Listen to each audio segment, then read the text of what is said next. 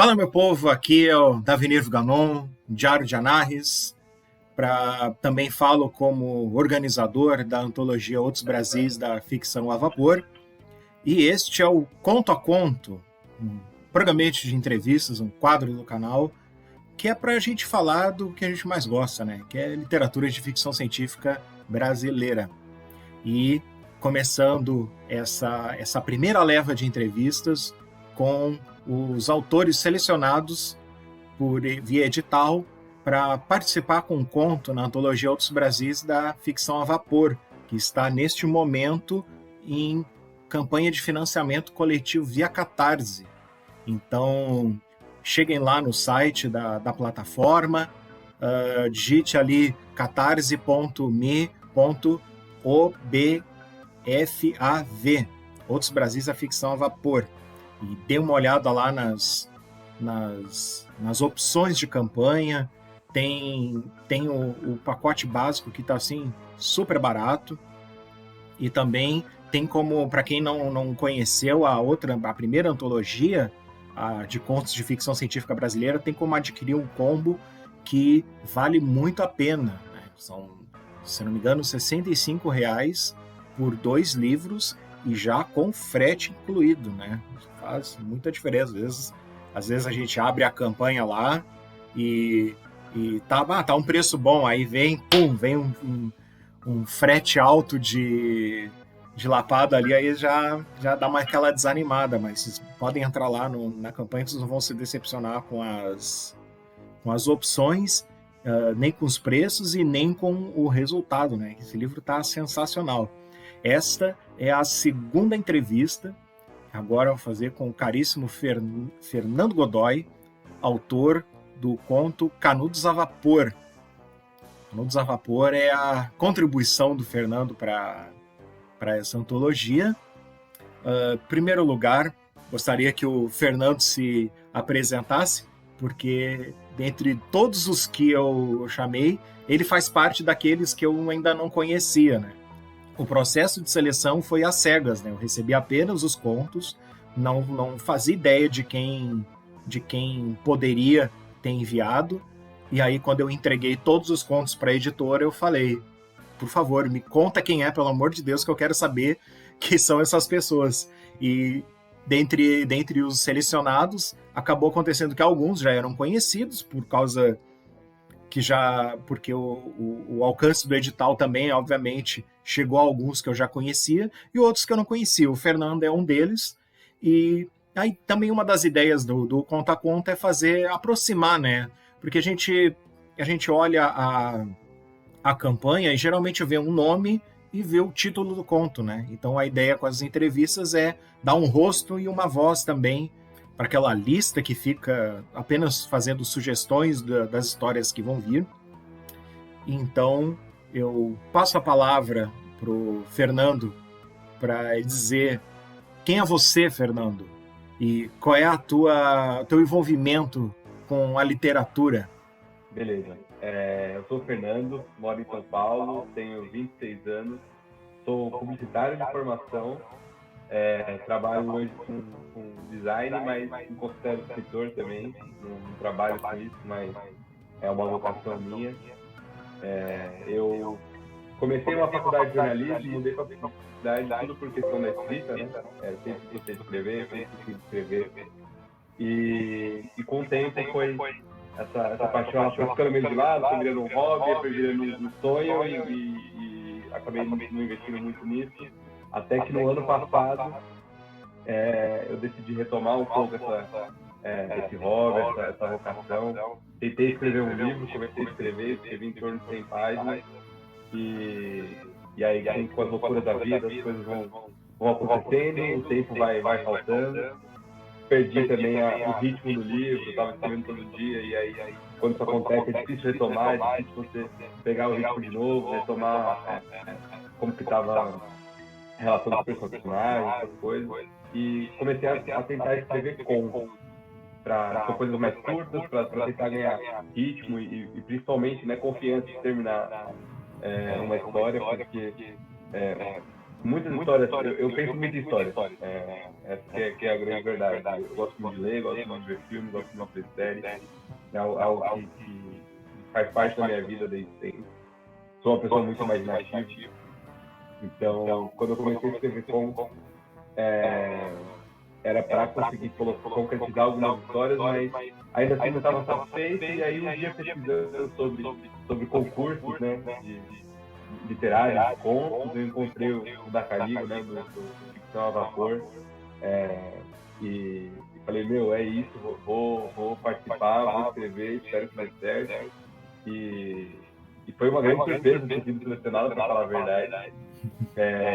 Cara, meu gênero é ficção científica, meus livros favoritos são de ficção, eu sou, cara, fã de Duna, todos os livros do Isaac Asimov eu li, estou familiarizado com Cyberpunk, então Philip Dick, para mim, cara, todos também uma obra de arte. Então, toda vez que eu descubro um novo, eu quero ler, estou aficionado. Mas, assim, para ser bem sincero, não conheci Steampunk ainda, foi uma novidade para mim. Então, um ponto super legal foi conhecer esse gênero, pesquisei bastante de escrever. Conheci, assim, eu sabia da existência, né? Assisti o filme A Bússola de Ouro, tem a Viagem ao Fim da Terra, né? Que são livros mais apegados a Steampunk. E aí, quando eu pesquisei bastante li sobre qual que era a era, né? A era vitoriana, e vi que tinha essa pegada do Brasil. E aí eu usei uma coisa que para mim eu sempre tento usar para começar a criar uma história, que é o IFI, né? O famoso IFI. E aí eu peguei tudo que tinha acontecido no Brasil nessa época, vi que tinha a Guerra dos Canudos e pensei, cara, e se eu repensasse a Guerra dos Canudos com uma pegada steampunk? Eu acho que pode ser algo legal. E foi aí que surgiu o conto, foi daí que eu tô aqui, né, falando com você. E, cara, eu acho que tem um breve resumo aí do que me trouxe até aqui. Eu achei muito interessante, porque o steampunk, ele uma das bases dele é realmente isso, é a história alternativa, é a adição de uma estética bem presente, tu colocou isso no ponto, e ter Brasil também, né? E ter também, aliás, a questão do Brasil é o que é um martelo sempre desde o início, desde a outra edição, porque geralmente é o que é mais deixado de lado nas histórias, né? Inclusive, eu estava comentando com o Daniel, o entrevistado anterior, né? Como é difícil, assim, a gente... mesmo sendo brasileiros, é muito difícil para o escritor médio, principalmente o iniciante, saber fazer colocar o Brasil nas histórias. Às vezes a gente começa a ler um conto que está escrito, o Steve, sabe? Aí começa lá, o personagem é o Steve. Mas por que não o Estevão, sabe? A gente é brasileiro. Quem vai entender melhor o brasileiro do que a gente mesmo, sabe? E isso não é só... Foi uma coisa que eu bati a tecla em cima da primeira edição, que tanto essa série de livros, né, que se pretende uma série agora com esse segundo, abordar sempre vários gêneros e subgêneros com o Brasil, né? E no caso do steampunk, não só a questão da estética, de repensar, seja com história alternativa, como foi o teu caso, ou como alegoria, como foi o caso do Daniel Freitas, e como outros vão ter elementos de fantasia, tudo baseado numa reflexão em cima do século XVIII, né? É uma questão, principalmente para quem usou a história alternativa, como tu fez, usou a Guerra de Canudos, que se passou nessa época, né? E fazer elaboração em cima disso aí, sem se esquecer do punk, né? Porque o steampunk não tá... O punk não tá ali de graça, né? Ele foi imaginado por vários autores, né? Mas alguns dos mais importantes deles foram o Bruce Sterling e o William Gibson, né? São os pais também do cyberpunk. E o elemento de rebeldia é muito importante, uma vez que eu encontrei todos esses outros que eu falei, mais o elemento da rebeldia, que está presente no teu conto também, aí fez com que eu não tivesse... o conto, ele se colocou, né? O teu conto acabou entrando por atender todas essas características, né? E sobre o teu conto em específico, assim, como foi tu pensou, como tu disse, né? Tu pensou o Canudos se fosse diferente e também pensou quais outras referências que tem, assim, para você pensou assim, na hora de dizer, vou mudar a história de Canudos, como seria diferente, né? Fala um pouco mais sobre o teu processo para escrever e chegar ali. Cara, é muito engraçado, porque eu valorizo muito os personagens dentro das histórias. Então, eu pensei que seria melhor eu começar pelos personagens e deixar eles me levarem aonde eu queria. E eu tive um pouco de dificuldade para também me manter no limite do conto, né? Do tamanho dele, porque se deixar ia bem longe, né?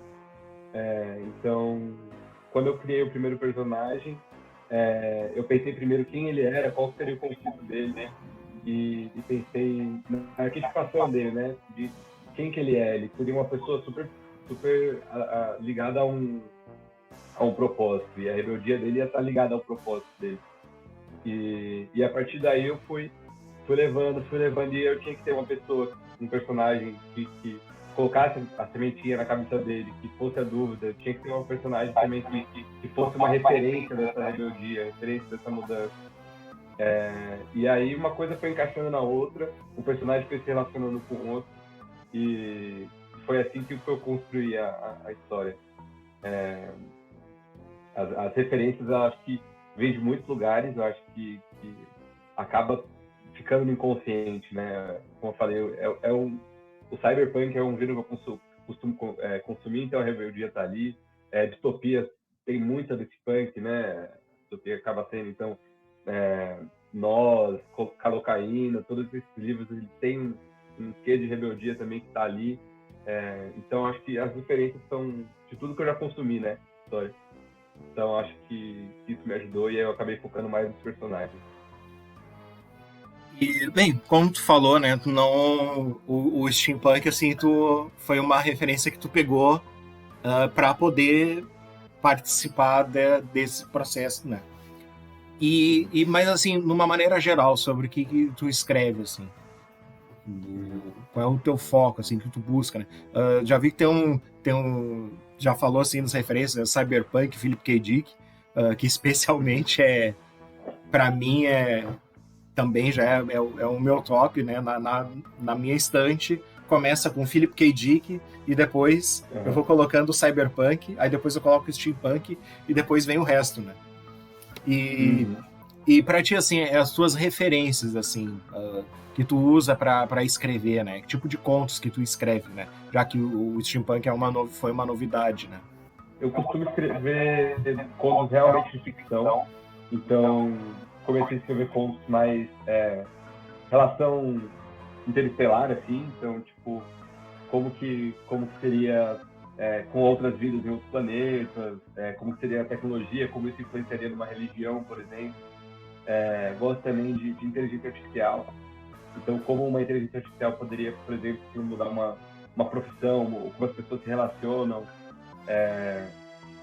Gosto muito de levar desse lado de como que um fator que é de ficção científica normalmente, então uma vida alienígena, uma inteligência artificial, muda as relações que a gente tem hoje. Então, seja numa profissão, seja numa religião, eu gosto de explorar isso. Então, como que a nossa vida poderia mudar se acontecesse uma coisa tão pequena que seria, por exemplo, de uma vida fora do planeta. Ou criar uma inteligência artificial que fosse impecável. Assim. Eu gosto de levar para esse caminho, sabe? Então, eu acabei trazendo um pouco isso para o conto do Canudos a Vapor. O que mudou na vida de um personagem descobrir uma coisinha tão pequena? Eu acho que isso são coisas muito, muito legais para se trabalhar. Assim, olha, eu agora que tu falou assim, eu eu não queria perguntar mais diretamente, mas aquele desembarque de tropas não é spoiler, né? Tem um desembarque de tropas no conto assim, e foi muito space opera aquilo, mas conseguiu colocar a gente conseguiu fazer que a gente imaginasse aquilo no sertão e já com o conto já estava trabalhando bem a estética steampunk. Então, se aquela descrição, se aquela parte do desembarque tivesse um precedente, assim, de quem estava no espaço, a gente consegue imaginar uma coisa tipo tropas estelares, assim, desembarcando daquela nave, mas antes, assim, deu para sentir que aquilo encaixou bem no steampunk, então a gente consegue imaginar tudo sujo de óleo, e aqueles módulos, assim, foi uma visão bem bacana também, e também logo depois tem aquele confronto bem faroeste mesmo, assim, e já mudou, assim, foi assim, ó, digamos assim, que é um conto que é cheio de boas cenas, assim, né? E elas vão se sucedendo e encaixando bem até o final, que, bem, não vou falar do final, né? Mas eu também gostei bastante do final. Eu acho que o leitor vai se satisfazer bastante com essa sua primeira incursão no steampunk. Fico feliz de ter gostado, porque foi um desafio, assim, e eu sou uma pessoa que eu vou ser bem sincero, tá? É uma coisa de maluco isso, mas eu não li ainda meu conto. Eu escrevi ele, eu enviei, eu não li ainda, porque eu sou uma pessoa que quando eu leio, eu quero mudar tudo. Então, eu não li ainda, eu falei assim, cara, eu vou ler quando for fazer a revisão, porque aí eu já vou estar apegado, vou falar, não, é só revisar isso, não vou mexer mais. Então, eu fico feliz que você traga esses comentários, porque eu fico muito feliz de saber que deu certo, que foi bem estruturado, que as pessoas conseguiram passar essa mensagem. Tudo que você falou era tudo que eu queria passar mesmo, então, pô, muito feliz. Eu achei bacana, assim, no teu relato que tu falou, assim, né, que foi recente, né, ou seja, já é um escritor que surgiu da pandemia também, né, o Daniel também contou uma história parecida, que, tipo, que estava envolvido com a literatura, algum ponto, aí chegou a pandemia, todo mundo parado na frente do computador, né? Por que não escrever, né? Então temos mais um autor filho da pandemia também, já Total. aproveitando, né? E os seus planos para daqui em diante, quais são em relação à literatura? Como eu disse, eu me considero um escritor de vocação, assim, não é algo que é muito falado por mim, né? Tipo, sou escritor e tal, sei o quê. Então, mas meu plano é começar cada vez a investir nisso, né? Eu quero ter um livro, quero escrever mais de um livro, gostaria de que fosse uma vocação que um dia, quem sabe, virasse uma profissão, né? Não é uma meta, mas se fosse, seria ótimo, né? Mas realmente cada vez escrever mais, conseguir ter mais coisas publicadas, atingir cada vez mais pessoas, né? Eu acho que quando você escreve alguma coisa que a pessoa lê, você faz parte da vida dela, por mais que ela não saiba quem você é. Então, você não me conhecia ainda, você leu meu conto, já fazia parte da sua vida, porque você interagiu, a minha história te tocou de alguma maneira. Você imaginou, né? Você viu todas as naves sujas de graxa, então, cara, isso eu mexi com a sua imaginação, então acho que isso é uma coisa que é muito, muito legal quando você escreve. Então eu quero poder fazer isso, quero escrever mais, quero mexer com mais pessoas e isso acho que na minha vida vai... Esse é o Canudo a Vapor, eu espero ter sido o primeiro assim, a alcançar mais pessoas. E uma outra pergunta, eu acho uma última pergunta antes de encerrar, para que tu escreva, assim, para que a história ela saia finalmente para colocar no teclado, né? Para ti funciona mais tu escrever quando tem um desafio, né? Um edital que tenha certos parâmetros e um prazo para escrever por encomenda, assim, ou funciona assim partindo mais de ti, como te vê produzindo mais, né? Seja com parâmetros pré-estabelecidos, né? Um desafio para cumprir, ou alguma coisa que saia da tua cabeça e tu queira propor, assim, saia e tu te estabeleça, né? E como um romance, por exemplo, ou criar contos avulsos, assim, porque deu vontade de escrever um conto. Como tu funciona melhor escrevendo? Eu acho que é um pouco dos dois, assim. Eu acho que o prazo, cara, com certeza ajuda. uma data limite é um incentivo, né? Porque você tem aonde chegar, né? Você tem uma data limite. Quando você está escrevendo por conta, você pode falar, putz, hoje eu não vou escrever. Ah, hoje tudo bem se eu pular também. E aí, você vai pulando, não tem prazo, a história, ela esfria. Então, acho que isso acaba atrapalhando um pouco. Quando tem um prazo, se você deixa de escrever um dia, você vai ter que escrever o dobro no outro, para conseguir alcançar esse prazo, cumprir a meta. Mas eu acho que eu trabalho melhor com as minhas próprias limitações da história. Então, me dei super bem com Steampunk, porque tem um quê de ficção científica, mas quando eu procurei outros editais, assim, outros concursos, eu acabei nem participando, porque são temas que eu não estou tão familiarizado. Então, não conseguiria criar algo. Então, quando é uma história que parte de mim, mas tem um prazo, eu acho que para mim é o melhor cenário. Assim. Assim, um prazo real, né? Porque por mais que eu estabeleça um prazo, quando eu estou dono do prazo, eu consigo mexer nele, né? Tem exatamente como tu se sente, né? Porque eu participo de uma série de desafios de um site que se chama Entrecontos, não sei se tu já vai conhecer. É um site que funciona com desafios, né?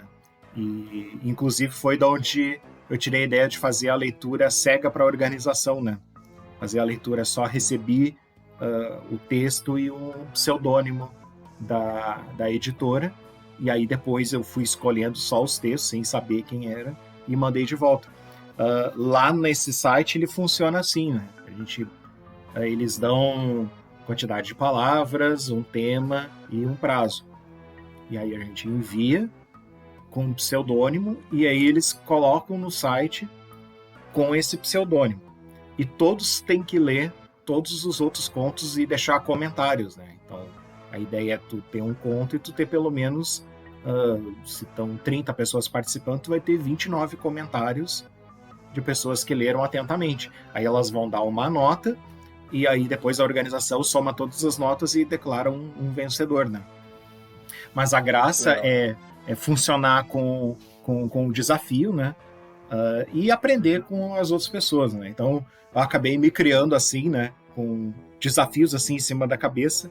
E aí chegou um momento que eu parei de escrever e depois voltei com a pandemia, né? Foi aquela história, eu acho que nós e o entrevistado anterior estamos nessa vibe de ficar, se ver na frente de um computador. Então, vamos criar e colocar aqui, né? Então, fico muito feliz de te conhecer, de primeiro conhecer o teu trabalho, agora te conhecer através dessa entrevista, né? E este é o Fernando Godoy, meu povo, que é o segundo membro da tripulação a ser entrevistado aqui no Conto a Conto. Quero agradecer a tua presença, Fernando. Muito obrigado por ter aceito o convite e embarcar nessa jornada que a gente espera concluir, né, com a campanha, né, porque ainda temos até a primeira semana de março. Então não se esqueça, pessoal, vocês já conhecem aí 2 dos nossos tripulantes, e não se esqueça de acessar lá. Vou colocar aqui no cantinho da tela o nosso link, que é catarse.me/obfav. E conheça a campanha, tem um videozinho também falando dos convidados, citando os selecionados. E é isso aí, pessoal. Muito obrigado por terem aparecido aqui e conferido essa entrevista. Aguardem que vai ter muito mais ainda. Obrigado, viu, gente, por assistir também. Obrigado pelo convite. Adorei participar aqui. E até a próxima. Até a próxima, pessoal.